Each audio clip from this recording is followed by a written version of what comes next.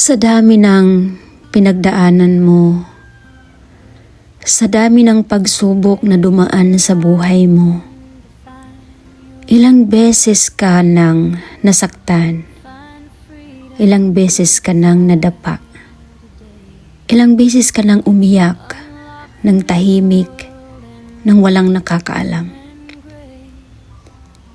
Ilang taon kang nagsakripisyo, ilang taon kang lumaban, ilang taon kang nagtiis ng pagod, puyat, pressure, at mga araw na gusto mo nang sumuko.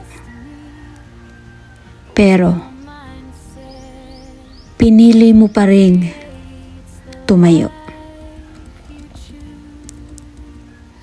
Tapos ngayon ka pa ba bibitaw? Ngayon ka pa ba maniniwalang wala nang mangyayari? Tingnan mo kung gaano kalayo ang narating mo. Hindi mo narating ang puntong ito ng basta-basta lang. May mga araw na wala ka ng gana, pero gumalaw ka pa rin. May mga gabing pagod ka, pero kinabukasan bumangon ka pa rin. May mga pagkakataon na gusto mo nang iwan lahat, pero may bahagi sa puso mo na nagsasabing subukan mo pa ng isa pang araw. At ito ka pa rin. Oo, pagod ka. Walang masama doon. Hindi kahinaan ang mapagod. Ang kahinaan ay kapag nakalimutan mong tingnan kung gaano ka na kalayo. Alam kong may mga araw na pakiramdam mo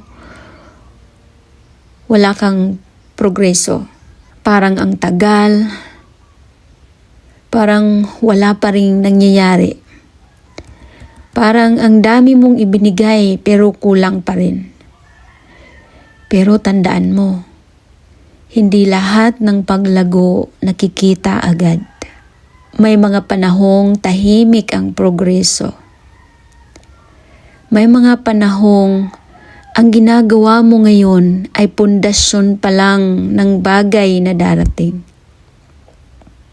Kaya huwag mong sayangin ang lahat ng naipaglaban mo. Huwag mong bitawan ang pangarap dahil lang sa pagod. Huwag mong husgahan ang buong buhay mo base sa isang mahirap na panahon. Humawak ka pa. Magpahinga kung kailangan. Pero huwag mong tuluyang iwanan ang laban. Dahil minsan, ang pinakamahirap na bahagi ng paglalakbay ay yung parte na pinakamalapit ka na pala. Kaya lakasan mo ang loob mo. Maging matatag ka. Huminga ka at magpatuloy. Dahil may dahilan kung bakit hanggang ngayon hindi ka pa sumusuko.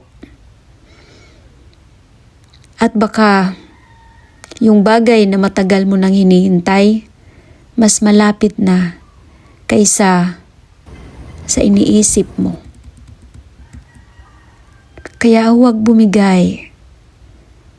Dahil ang kwento mo, hindi pa dito nagtatapos.